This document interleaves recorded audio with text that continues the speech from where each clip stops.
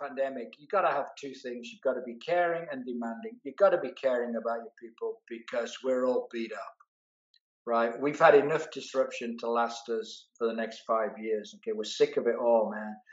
Our emotions are raw. We've all got a story, and it's all pretty sad. We've all missed things. We've missed people. We've missed events.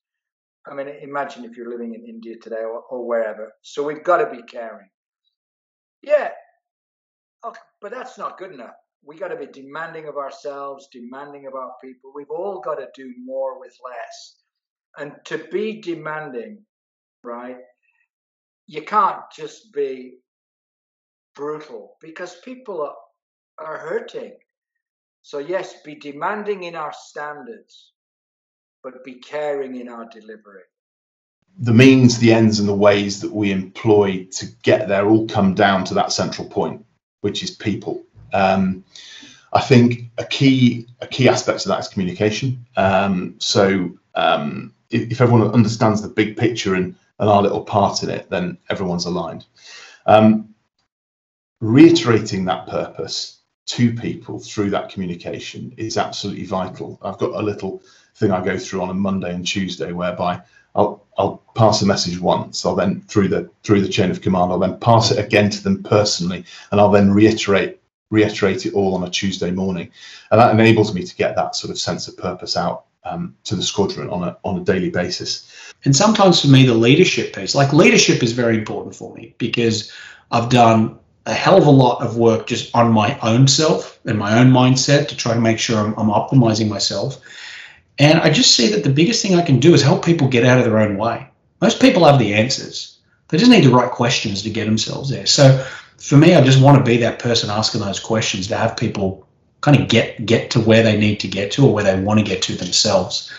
Great leaders create great teams. You know that from your sporting career in particular, right?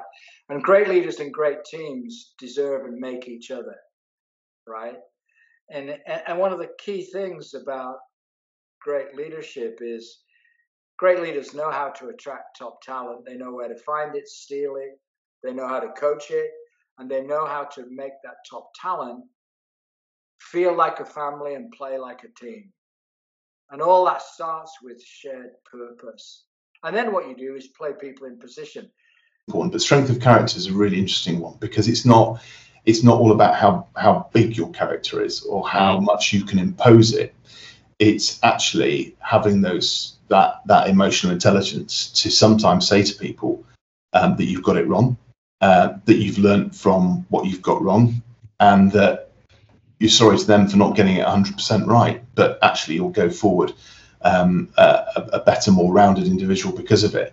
I think that takes a larger strength of character than always standing up, hand on hip, square jaw, saying, this is the way it is, fellas, guys and girls, you know. And actually, I think that bringing that sense of humanity, if you like, forward, so people can see your weaknesses. They can see that you're actually just completely normal like them, is a really important aspect of this, because I think if you trust people with showing them that side of you, they will trust you far more as a leader, far more. It makes people feel closer to you. That's something I've seen, I think.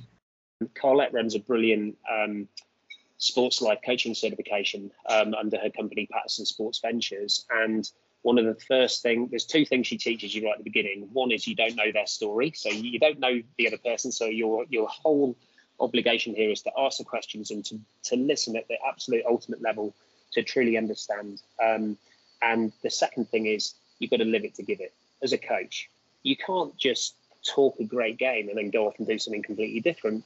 You have to have been through the process yourself. You have to have read all the books yourself. You have to be passionate about this and believe in it and care about it and talk in that language and act in that way and model what you are working through with your clients. And so live it to give it, something I've just kind of used. It's something that she integrated throughout her coaching curriculum, and I think it's a philosophy, for all of us to take to heart when we're trying to take a leadership role and support people to be the best they can be.